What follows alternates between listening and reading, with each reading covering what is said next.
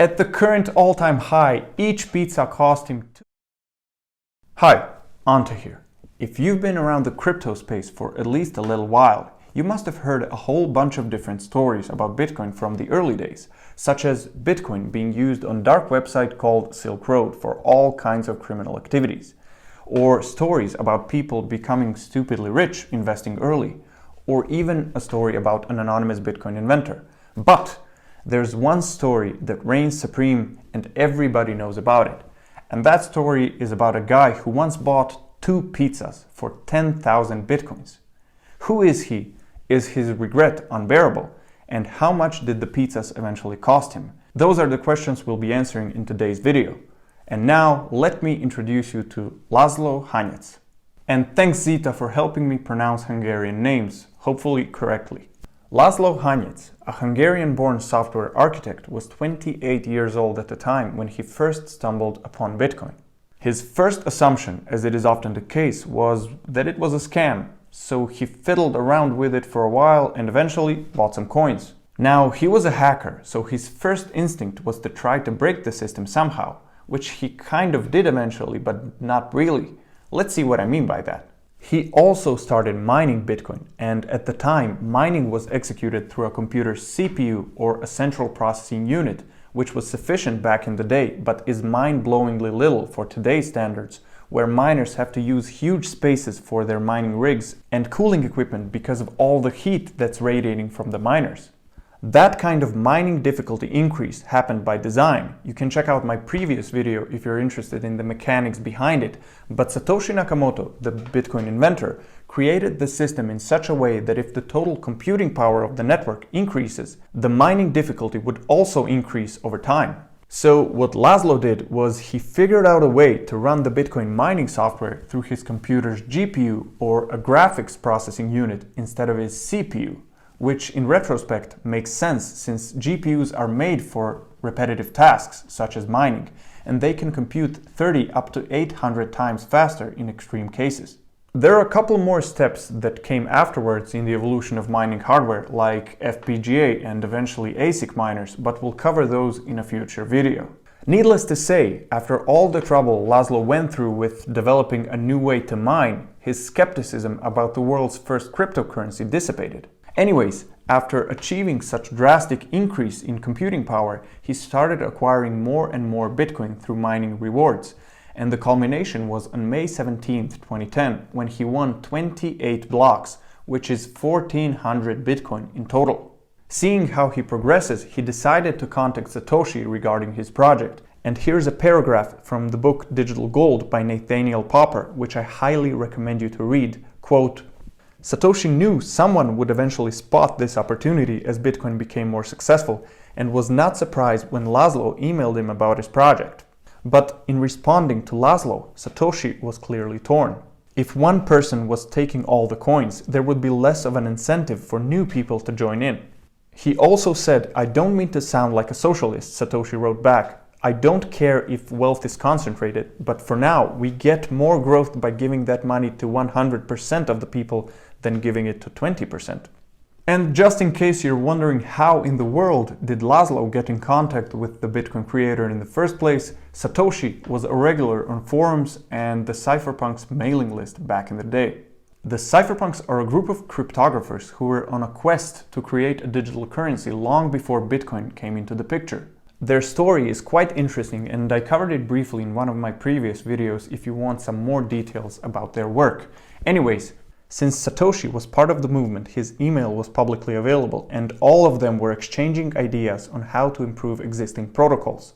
And he only disappeared about a year after Laszlo first contacted him, his last known emails being the ones from 23rd and 26th of April 2011. So back to Laszlo's email. There were some obvious disadvantages of Laszlo acquiring so much computing power, but there were also advantages. Laszlo was of an opinion that if Bitcoin was to succeed, the total hash rate had to grow as well, which would in turn make it more secure and therefore harder for the bad guys to 51% attack it. A 51% attack occurs when a malicious user controls a majority of the network hash rate and tries to rewrite the blockchain as he wishes. So Laszlo thought that if more people who want to see Bitcoin succeed, like him, acquire more computing power, the network would then become more resilient. Eventually, of course, the word of GPU mining had spread, and in October of 2010, the code for mining Bitcoin with GPUs was released to the general public. But Laszlo's main idea was that it was time to show the world that Bitcoin can be used in real life. So on May 18th, 2010, after he mined the total of 70,000 Bitcoin, he made a forum post offering 10,000 Bitcoins in exchange for having 2 pizzas delivered to him. And it's quite a funny post too. It says, "I'll pay 10,000 Bitcoins for a couple of pizzas. Like maybe 2 large ones so I have some left over for the next day. I like having leftover pizza to nibble on later. You can make the pizza yourself and bring it to my house or order it for me from a delivery place. But what I'm aiming for is getting food delivered in exchange for Bitcoins, where I don't have to order or prepare it myself. Kinda like ordering a breakfast platter at a hotel or something. They just bring you something to eat and you're happy. I like things like onions, peppers, sausage, mushrooms, tomatoes, pepperoni, etc. Just standard stuff, no weird fish topping or anything like that. I also like regular cheese pizzas, which may be cheaper to prepare or otherwise acquire. If you're interested, please let me know and we can work out a deal. Thanks, Laszlo." The answers came in a matter of minutes, but at first not many people were seriously interested. One of the comments gave us a glimpse into the price action back then, saying, 10,000. That's quite a bit. You could sell those on bitcoinmarket.com for $41 right now. Good luck on getting your free pizza. If we're to believe what's written, those pizzas would cost him $41 on May 18th.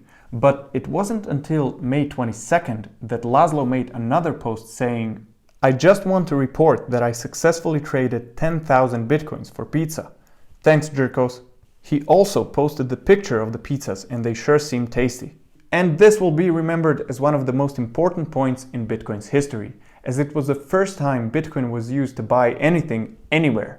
So some say that that transaction marked the moment when Bitcoin got its real market value, and ever since, May 22nd is celebrated as Bitcoin Pizza Day.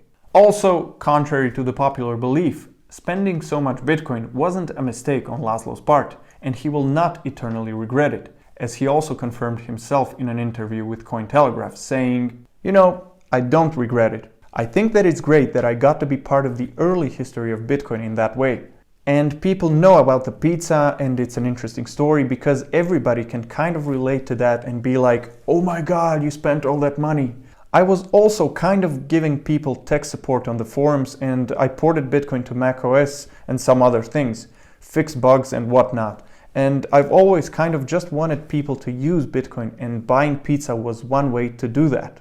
I didn't think it would get as popular as it has, but it's gotten to be a really catchy story for the people. And this just goes to show what kind of a guy Laszlo is, and we can all consider ourselves lucky that we had such people around in the early days, when the future wasn't looking as bright and arguably certain as it does today with increasing institutional and mainstream adoption. Now, how much did that favor to the community cost Laszlo throughout the years? We already know the price on May 18th, it was $41. But if we go back to the forum post, we can see that already in August of 2010, it cost him $600. 3 months later, in November of 2010, it rose to $2,600. One of the comments even said, "Will this eventually become the world's first $1 million pizza?" And to that I can say, you know nothing, Reebok. Next, less than a year after this historical event, one guy posted, price update, $49,900 per pizza. And there are many similar posts updating the price over the past almost 11 years at this point, and many of them are made just to thank Laszlo for his service to the community. I'll leave the link to the forum post in the description so you can scroll through Bitcoin history. It's better than any price chart out there. And finally, how much did each of the pizzas cost him eventually?